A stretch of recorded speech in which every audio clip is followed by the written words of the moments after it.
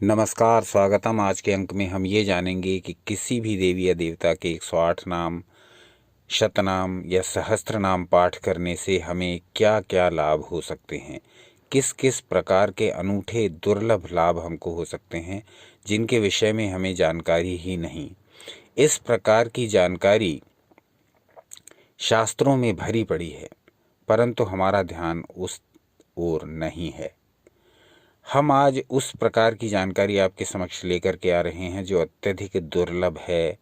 जो भी व्यक्ति किसी भी देवी या देवता के 108 नाम, 100 नाम या 1000 नामों का पाठ करते हैं, आज वो इस वीडियो को अंत तक पूरा देखने का प्रयास करें, क्योंकि आज हम इस प्रकार की जानकारी आपको देने जा रहे हैं कि जो भी व्यक्ति इस प्रकार के पाठ करते हैं उनको कितना अधिक लाभ होता है। जाने अनजाने ही वो अपने को कितना अधिक लाभ पहुंचा रहे हैं, शारीरिक, मानसिक और आध्यात्मिक रूप से, भले ही ये वो अनजाने में कर रहे हैं।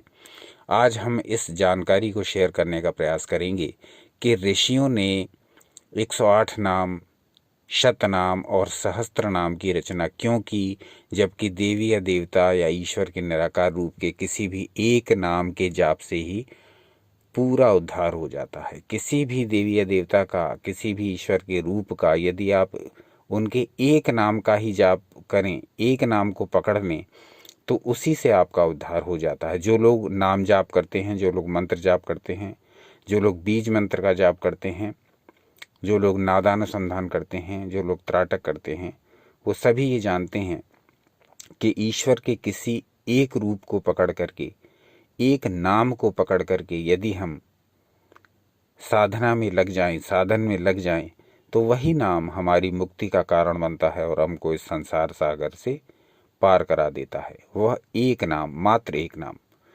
तो फिर विचार ये आया कि यदि एक नाम ही ईश्वर का समस्त प्रकार के सुख साधन उपलब्ध करा देता है, समस्त प्रकार की संपत्तियां, समस्त प्रकार के पुरुषार्थ उपलब्ध करा देता है, तो फिर ऋषियों को आवश्यकता क्या पड़ी शतनाम बनाने की, 108 नाम बनाने की और सहस्त्र नाम बनाने की। तो बहुत विचार करने पर जो उत्तर भीतर से प्रस्फुटित हुआ वो आज आपके सामने शेयर कर रहे हैं। और इस पूरे वीडियो को ध्यान से देखिए, समझिए और अपने स्वयं के विचारों को कमेंट्स में भेजिए, क्योंकि आप लोगों में से बहुत से लोग ऐसे हैं जो कि वर्षों से साधना कर रहे हैं, वर्षों से किसी न किसी प्रकार से अध्यात्म से जुड़े हुए हैं। तो आपके स्वयं के भी अनुभव होंगे जो अमूल्य हैं। अपने अनुभव भी साझा करिए। हमारी जो सीमित बुद्धि है उसके अनुसार आज के अंक में हम ये जानने का प्रयास करेंगे कि ऋषियों ने जब ईश्वर के एक नाम का इतना अधिक महत्व है तो 108 नाम, शतनाम और सहस्त्र नाम की रचना क्यों की। तो इस पर जब हमने बहुत विचार किया तो इसका एक उत्तर हमारे समक्ष ये आया कि ऋषियों ने इन सब की रचना इसलिए की क्योंकि जब इसका पाठ हम करते जाते हैं, नित्य प्रति करते जाते हैं, तो उसमें छुपे शब्दों की जो ऊर्जा है, जो एनर्जी है, जो शक्ति है, वो हमारे भीतर प्रविष्ट हो जाती है। और जिस भावना के लिए वो शब्द गढ़े गए हैं, रचे गए हैं, वो हमारे भीतर मूर्त रूप लेने लगते हैं। वो शब्द जो उन्होंने बनाए हैं ऋषियों ने, उन देवता या देवी के सहस्त्र नाम में, शतनाम में या 108 नाम में, वो धीरे धीरे हमारे भीतर, हमारी चेतना में प्रविष्ट होने लगते हैं और चेतना में प्रविष्ट होकर के वो मूर्त रूप धारण कर लेते हैं। और जिस भावना से वे शब्द गढ़े गए हैं वो भावनाएं हमारे भीतर बलवती होने लगती हैं।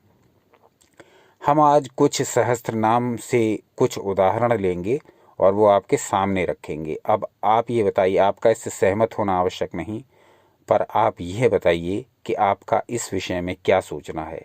हमारा सोचना ये है कि ऋषियों ने सहस्त्र नाम, शतनाम और 108 नाम पाठ की व्यवस्था इसलिए बनाई कि देवी या देवता के इन गुणों को जब आप रोज पढ़ेंगे, रोज स्तुति में इसका जाप करेंगे, तब आपके भीतर वो भावनाएं प्रविष्ट होकर के आपको वो गुण प्रदान करेंगी। तो देवी या देवता की उपासना के साथ साथ आप शारीरिक, मानसिक, भावनात्मक, आध्यात्मिक रूप से निरंतर शक्तिशाली, उन्नतिशाली होते चले जाएंगे।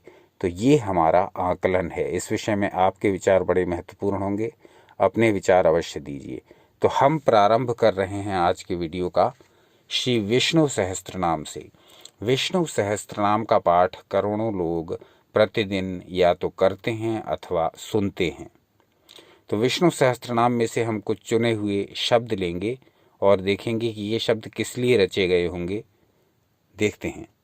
आपकी स्क्रीन पर प्रदर्शित हो रहा है श्री विष्णु सहस्त्रनाम का एक भाग, जिसमें जो अलग अलग अंडरलाइन हमने किया हुआ है उनके बारे में चर्चा करेंगे कि वो शब्द इसलिए रखे गए हैं क्योंकि इनके पढ़ने मात्र से हमारे भीतर इनकी ऊर्जा उत्पन्न हो और ये हमारी चेतना में प्रवेश करके हमें भी इसी प्रकार का बनाए। तो बहुत अधिक दैवीय गुणों को हमने छोड़ दिया है, जो कि सामान्य मनुष्य के लिए नहीं, ये बहुत ही उच्चतर साधक के लिए इस प्रकार के वर्णन हैं। लेकिन यहाँ जो साधारण व्यक्ति सहस्त्रनाम का पाठ कर रहा है उसके भीतर भी ये गुण प्रकट हो जाते हैं। तो ये हमने अंडरलाइन किए हुए हैं। यहाँ पर कहा गया ये हमारी अपनी बुद्धि के अनुसार हैं, इसमें आप भी अपने विचार से जो आप उचित समझते हैं वो शेयर कर सकते हैं उन शब्दों को, और उनके बारे में फिर हम अलग चर्चा करेंगे। अलग अलग सहस्त्रनामों के विषय में यदि जानना चाहें तो भी कमेंट्स करें। तो यहाँ कहा गया अग्रणी अग्रामणी श्रीमान्यायो, यानी हम कैसे बने, अग्रणियों में अग्र बने, यानी हम अपने को निरंतर उन्नतिशील बनाएं और श्रीमान्यों में हमारा स्थान हो, यानी हमारी जो सामाजिक स्थिति है वह ऊंची उठे, लोग हमारा आदर करें, हम अग्रणियों में अग्रणी बने, यानी कि हम आगे ही बढ़ते जाएं, निरंतर उन्नति करें और समाज में भी हमारा सम्माननीय स्थान हो। नेता समीरणः, उसी प्रकार के शब्द हैं। सुप्रसादः प्रसन्नात्मा, हमारी आत्मा हमेशा प्रसन्न रहे उचित कर्मों के करते हुए। सत्कर्मा सत्कृतः, हमसे सत्कर्म ही हों। सिद्धार्थ सिद्ध संकल्पः, हमारे जो संकल्प हों वो बड़े उचित हों, बड़े उन्नतिदायक हों और हमारे संकल्प सिद्ध हो जाएं। सिद्धिदः सिद्धि साधना, हम ऐसे साधन करें जिससे हमें सिद्धि प्राप्त हो। ओजस तेजोद्युति धरा, यानी ओज और तेज हमारा ऑरा निरंतर बढ़ता जाए। तो ये सारे शब्द जो हैं वो जब ये शतनाम या सहस्त्रनाम का पाठ साधक करता है तो ये शब्द जो हैं ये देवी या देवता के लिए जो कहे गए हैं ये हमारे भीतर भी प्रवेश करते हैं। हमारे भीतर प्रवेश करके, क्योंकि जब हम उनका पाठ करते हैं तो उनकी जो ऊर्जा है वो हमारे भीतर कार्यान्वित होने लगती है, और जब वो हमारे भीतर कार्यान्वित होती है तो हमारे सूक्ष्म शरीर में इसका पूर्ण प्रभाव पड़ने लगता है, और जो जिस देवी या देवता के गुणों को हम गा रहे हैं वो गुण कुछ कुछ अंशों में हमारे भीतर भी प्रकट होने लगते हैं। आगे कहा गया प्रकाशात्मा प्रतापनः, हम प्रतापी हों और हमारी आत्मा प्रकाशित हो। अमृतांशुद्भवो भानुः, सूर्य के अमृत जैसा अंश हमें प्राप्त हो। औषधम जगतः, जगत की हम औषधि हों। सेतुः सत्य धर्म पराक्रमः, सेतुः सत्य धर्म पराक्रमः, सत्य और धर्म हमारे कर्मों में प्रचंड रूप से प्रज्वलित हों, प्रचंड रूप से परिलक्षित हों, प्रचंड रूप से दिखाई पड़ें। तो ये जो शब्द रचे गए ये देवी या देवता की स्तुति के लिए नहीं, अपितु इनका मुख्य उद्देश्य था कि इनके पढ़ने वाले को, इनके पाठक को, इनका अभ्यास करने वाले को इन गुणों की प्राप्ति हो। इसीलिए ये शब्द जोड़े गए, अन्यथा सहस्त्र नाम की, शतनाम की और 108 नामों की परंपरा न चलाई जाती, क्योंकि ईश्वर का एक नाम ही अपने आप में इतना शक्तिशाली है। चाहे आप ओम का उच्चारण करें, चाहे सोहम का उच्चारण करें, चाहे दुर्गा का उच्चारण करें, चाहे राम का उच्चारण करें, चाहे शिव का उच्चारण करें, चाहे कृष्ण का उच्चारण करें,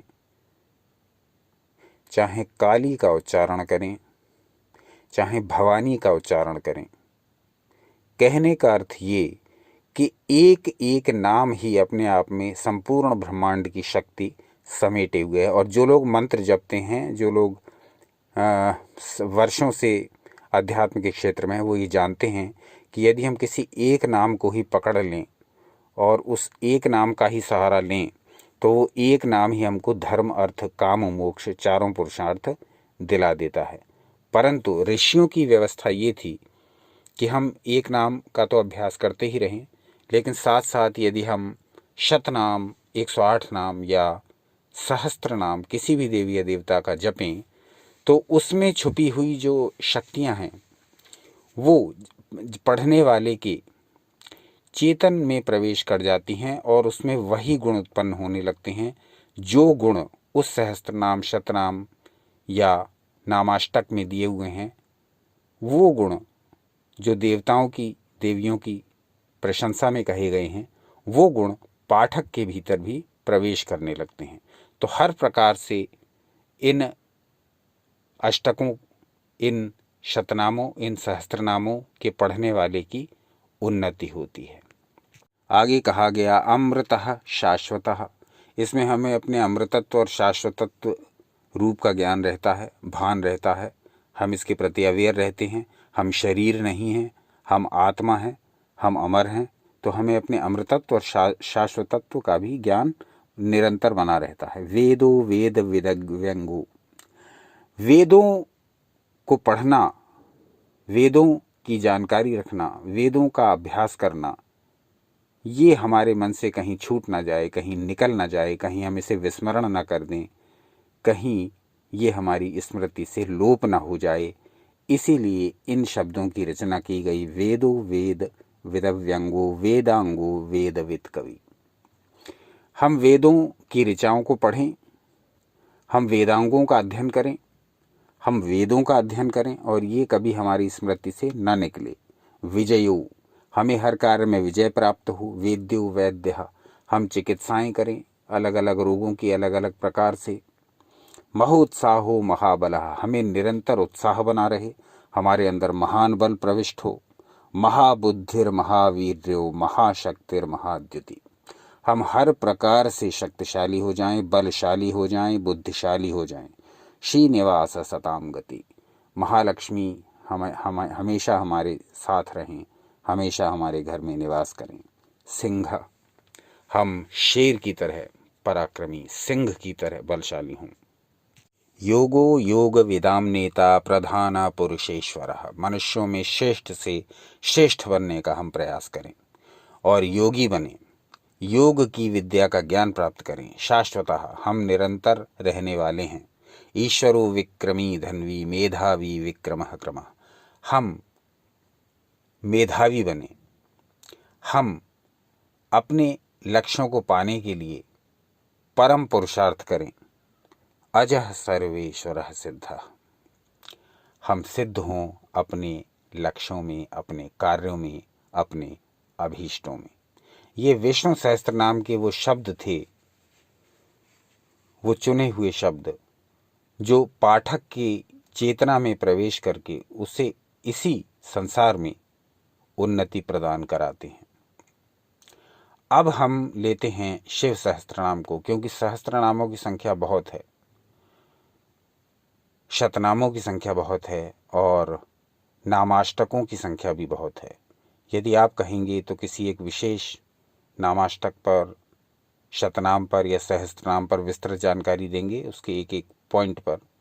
लेकिन यहाँ हम चूंकि चर्चा कर रहे हैं कि सहस्त्र नाम, शतनाम और 108 नाम किस प्रकार से हमारी उन्नति में सहायक होते हैं, किस प्रकार से ये अपने पाठक पर इतना पॉजिटिव प्रभाव डालते हैं कि वो चारों पुरुषार्थों को प्राप्त करता है। एक नाम ईश्वर का पर्याप्त है, परंतु इनका पाठ साथ में करने से हमारे भीतर वो गुण प्रविष्ट होने लगते हैं, क्योंकि हम उनको निरंतर पढ़ते हैं तो वो हमारी चेतना में प्रविष्ट हो जाते हैं, हमारे सूक्ष्म शरीर को प्रभावित करने लगते हैं और हमारे सांसारिक कार्य भी उससे प्रभावित हो जाते हैं। अब शिव सहस्त्र नाम पर आ जाते हैं। यहाँ कहा गया महातपस्ये नमः। यहाँ प्रेरणा किसकी दी गई हमें? तप करने की। तप करो, महातप करो। जो भी सांसारिक क्षेत्र में भी कुछ चाहते हो, अगर अच्छे मार्क्स चाहते हो तो उसके लिए अच्छी स्टडी करनी पड़ेगी। बिजनेस में अच्छा लाभ चाहते हो तो उसके लिए अथक परिश्रम करना पड़ेगा। तो हम जो भी कर्म सांसारिक क्षेत्र में भी करते हैं उसमें भी तप चाहिए। इसीलिए कहा गया महातपस्ये, घोर तपस्ये, घोर तप करो। यानी कि इसकी चिंता किए बिना भूख प्यास नींद मनोरंजन आदि की चिंता किए बिना घोर तप अपने लक्ष्य को पाने के लिए, तो हमें घोर तप करना चाहिए। तो शिव की स्तुति में ये जो शब्द कहे गए वो हमारे ऊपर लागू होंगे यदि हम इनका नित्य पाठ करेंगे, इन पर मनन करेंगे, इन पर विचार करेंगे। तो महातप करें, घोर तप करें, महाबल हमें प्राप्त हो। ऐसी औषधियाँ खाएं, ऐसी भोज्य सामग्री ग्रहण करें जिससे हमारे भीतर महाबल उत्पन्न हो। ऐसे अभ्यास करें, शारीरिक अभ्यास करें जिससे हमारे भीतर महाबल उत्पन्न हो। सुबीजाय नमः। सुबीज यानी कर्मों का प्रारंभ इस प्रकार से करें कि हमारे बीज कर्मों के वो सुंदर हों। सुंदर बीज होंगे तो सुंदर फल आएंगे। जैसे कर्म करेंगे वैसा ही फल होगा। तो सुबीज बने, अच्छे कर्मों का बीज डालने वाले बने। स्वयं श्रेष्ठाय नमः। स्वयं को श्रेष्ठ बनाएं। बलवीराय, बलवीर बने। मंत्र वेदे, मंत्रों की जानकारी प्राप्त करें, ज्ञान प्राप्त करें, उनका प्रयोग करें। सर्व भाव कराय, सारे भाव हमारे भीतर से उत्पन्न होते हैं, इसको ऑब्जर्व करें। आयुधने, आवश्यकता पड़ने पर शस्त्रों का प्रयोग करें। प्रत्येक देवी या देवता के हाथ में शस्त्र है जो दुष्टों को दंड देने के लिए प्रयुक्त होता है। सुरूपाय, हमारा रूप सुंदर हो। तेजसे, हमारे भीतर तेज हो। तेजस कर निधये। स्थिराय, हम स्थिर बुद्धि वाले बने। सर्व विख्याताय, सब जगह हमारी ख्याति फैल जाए, इस प्रकार के कर्म करें। सर्व कराय, सर्व कर्मों के करने वाले बने। जो कर्म हमारे लिए निश्चित हैं उन समस्त कर्मों को हम करें। जो कर्म हमारे लिए अभीष्ट हैं उन कर्मों को करें। निवृत्तये, हम निवृत्ति भी तुरंत पालें। जो चीज़ हमें छोड़नी है, जो चीज़ हमें नुकसान कर रही है उसको छोड़ने के लिए, उससे निवृत्ति पाने के लिए भी हम तुरंत तैयार रहें। शाश्वताय, हम सदा रहने वाले हैं। ध्रुवाय, जो भी लक्ष्य बना लें, जो भी एम सेट कर लें उस पर ध्रुव तारे की तरह, ध्रुव की तरह अटल रहें, स्थिर रहें। फिर अपने जो निर्णय आपका यदि ठीक है तो उसको न बदलें। तपस्विनी, तप करें, तपस्वी बने। महायशसी, महायश की प्राप्ति हमें हो। महात्मने, महात्मा बन जाएं। विश्वरूपाय, ये विश्व मेरा ही रूप है और मैं इस विश्व का ही रूप हूँ। यूनिवर्स के साथ अपने संबंधों को ऑब्जर्व करें। जैसे कि हमने बहुत सारे वीडियोस बनाए हैं, उसमें हमारा पंच तत्वों के साथ क्या संबंध है, इस ब्रह्मांड के साथ क्या संबंध है, ब्रह्मांड की ऊर्जाओं के साथ हमारी ऊर्जाओं का क्या संबंध है, ये बहुत विस्तार से हमने इन वीडियोज़ में बताया है। तो पंच तत्वों वाले वीडियोज़ और ऊर्जाओं वाले वीडियोज़ हमारे अवश्य देखें, हमारे और ब्रह्मांड के संबंध को समझने के लिए। तो लोकपालाय, लोकपाल यानी हम जितने भी संभव हो सके, जो हमारे परिवारीजन हैं, जो हमारे कुटुंबीजन हैं, जो इसके पात्र हैं, जिनका हम पालन कर सकते हैं उनका हम पालन करें। अंतर्हितात्मने, अंतर्हित, हमारी आत्मा जो हमारे भीतर स्थित है उसका हमें हमेशा ध्यान रहना चाहिए। हम अपने को शरीर से जोड़ करके रखते हैं, इसीलिए दुख पाते हैं। हम अपने आप को एक बॉडी मात्र समझते हैं। तो यहाँ हमको अपनी अंतर आत्मा के हित के संबंध में निरंतर चिंतन करना होगा। मैं ऐसे कर्म ही करूं जो मुझको उन्नति देने वाले हों। पवित्राय, पवित्र कर्म करूं। नियमाय, कुछ ऐसे नियम अपने लिए बनाऊं जो मुझे उन्नति की ओर ले जाएं। ये तो आप सांसारिक जीवन में भी जानते होंगे कि जब तक आप डिसिप्लिन नहीं रखते, किसी भी प्रकार के नियम अपने लिए सेट नहीं करते, किसी प्रकार के गोल अपने लिए सेट नहीं करते, किसी प्रकार के अनुशासन में बंध कर नहीं रहते, तब तक तो आपको सांसारिक जीवन में भी सफलता नहीं मिलेगी, आध्यात्मिक जीवन तो दूर की बात है। नियम आश्रिताय, नियमों के आश्रित रहना। जो नियम आपने बना लिए उन पर चलते रहना होगा। जो नियम मैंने बना लिए मुझे उन पर चलते रहना होगा। सर्व कर्मणे, जो भी कर्म मैं कर रहा हूँ वो सारे के सारे कर्म का उत्तरदायी मैं हूँ, सारे कर्म मेरे ही अधीन हैं। अब विष्णु सहस्त्र नाम और शिव सहस्त्र नाम की चर्चा हमने कर ली। इनमें ये कुछ वाक्य हमने छांटे अपनी बुद्धि के अनुसार, जो कि जो पाठक के सूक्ष्म शरीर को प्रभावित करने वाले होते हैं और आगे चल के उसके कर्मों को प्रभावित कर देते हैं, जिससे कि फिर उसका पूरा जीवन ही चेंज हो जाता है।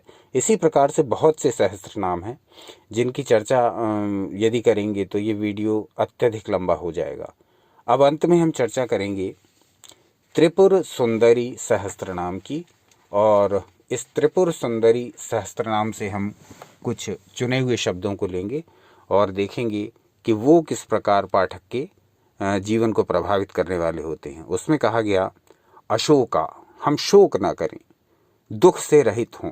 यानी जब भी हमें ये दुखी करने वाले भाव आए, जब भी हम शोक में डूब जाएं, तब हम शोक को परे कर दें।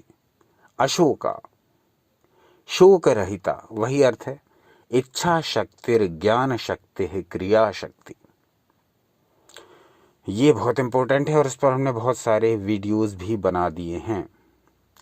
आपको इच्छा शक्ति, आपको ज्ञान शक्ति और आपको क्रिया शक्ति का यदि ज्ञान हो गया और इन तीनों की हार्मोनी का ज्ञान हो गया और इन तीनों को सामंजस्य में रखने का ज्ञान हो गया, तो निश्चित रूप से आप जीवन में न तो कभी हार मानेंगे, न कभी डिप्रेस होंगे और चारों पुरुषार्थों को प्राप्त करके जीवन को सार्थक करेंगे।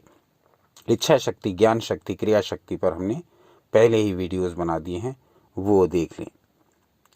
श्रुति रूपा श्रुति प्रिया, तो ये वेदों की जो ऋचाएं हैं, जो मंत्र हैं, जो श्लोक हैं, वो ब्रह्मांड में निरंतर गूंज रहे हैं, वो हमें प्रिय हों। वो श्रुति जो हमारे लिए बनाई गई है, हमारे कल्याण के लिए बनाई गई है, ऋषियों ने जो मंत्र रचे हैं, जो ब्रह्मांड में गूंज रहे हैं, वो श्रुति हमें प्रिय हो जाए। श्रुति रूपा, हम उस श्रुति का रूप हो जाएं। जो मंत्र पढ़ रहे हैं उस मंत्र का रूप हो जाएं, उस मंत्र के साथ साथ ब्रह्मांड में चक्कर लगाएं। आप जो भी मंत्र पढ़ रहे होते हैं, यदि आप अपना पूरा ध्यान उसके साथ जोड़ लें तो आप श्रुति रूप हो जाएंगे। इस अभ्यास को करके देखिए, फिर अपने अनुभव बताइए। महासत्वमयी सत्व, ये अलग विषय है। वैसे यहाँ चर्चा कर रहे हैं उन शब्दों की जो सहस्त्रनाम में ऋषियों ने हमारे लिए बनाए और हमें ही उसकी जानकारी नहीं है। महासत्वमयी सत्वा पंच तत्वों पर स्थिता, तो सत्व की जो महान स्थिति है, जिसमें हम रजस और तम का परित्याग कर देते हैं, उसको प्राप्त हों। हम पंच तत्वों के साथ सामंजस्य को प्राप्त हों। भूतस्था भूत भावना, भूतों के भीतर स्थित जो आत्मा है, हम उसके जानने वाले हों। भूत भावना, भावना जो बलवती हो तो व्यक्ति से अपराध करा लेती है, वही भावना जब भीतर स्थित हो, यानी स्वयं के भूत में स्थित हो, स्वयं के अंतर में स्थित हो जाती है, तो वही भावना हमें क्या से क्या बना सकती है। यानी एक ऐसा व्यक्ति जो बिल्कुल नाकारा, जो बिल्कुल निकम्मा, जो समाज की दृष्टि में हीन, यदि वो अपने अंतर में झांके, अपने अंतर स्थल को चेक करे, कहाँ मुझसे भूल हो रही है, कहाँ मैं क्या गलत कर रहा हूँ, कैसे मैं उसको सुधारूं, कैसे आगे बढ़ सकता हूँ, तो भूत में स्थित होकर के विचार करेगा तो निश्चित ही उन्नति कर जाएगा। महाकुंडली शक्तिर महाविभव रूपिणी, महाविभव वर्धिनी। महाकुंडली का रूप, यहाँ ये चूंकि त्रिपुर सुंदरी स्तोत्र है तो माता त्रिपुर सुंदरी के लिए शब्द प्रयोग किए गए हैं। महाकुंडली, वो कुंडली जिसको हम समझते हैं कि किसी दूसरे लोक का विषय है, ये वो तो हमारे भीतर ही स्थित है। वो कुंडली हमारे भीतर ही स्थित है। वो ऊर्जा जो कुंडली को जगाती है वो भी हमारे भीतर ही स्थित है। तो कहने का अर्थ ये कि शतनाम में, नामाष्टकों में और सहस्त्रनाम में ये जो इतने सारे शब्द हमारे लिए रचे, वो किसी पर्पस से रचे, वो किसी उद्देश्य से रचे, वो किसी एम से रचे। और वो ये था कि हालांकि ईश्वर के एक ही नाम में अपार शक्ति है, परंतु हम अपने भीतर छुपे हुए दूसरे गुणों को भी जानें, हम अपने भीतर छुपी हुई शक्तियों को भी जानें, हम अपने भीतर सोई हुई ऊर्जा को जगाएं। ये उद्देश्य था ऋषियों का नामाष्टक बनाने का, शतनाम बनाने का और सहस्त्रनाम बनाने का। ये हमने विचार किया शास्त्रों का अध्ययन करते समय, या यूं कहें कि ये विचार अचानक से आया। आज कोई भी प्लान नहीं था इस प्रकार का वीडियो बनाने का। हम दूसरे विषय ढूंढ रहे थे आपके लिए, परंतु शास्त्रों को देखते समय यह विचार स्वतः उत्पन्न हुआ और हमने सोचा कि आज यही विचार आपके साथ शेयर कर दें। विषय तो बहुत सारे हैं और निरंतर वीडियो आपके समक्ष प्रस्तुत कर ही रहे हैं। कल पुनः उपस्थित हो जाएंगे कोई नया विषय लेकर के, ईश्वर इच्छा से। तो ये अवश्य बताइए कि आज का अंक कैसा लगा और इस अंक के संबंध में आपके क्या विचार हैं, और हमने जो ये कॉन्सेप्ट रखा उसके संबंध में आप क्या सोचते हैं। ये सारी बातें स्पष्ट रूप से कमेंट बॉक्स में बता दीजिए।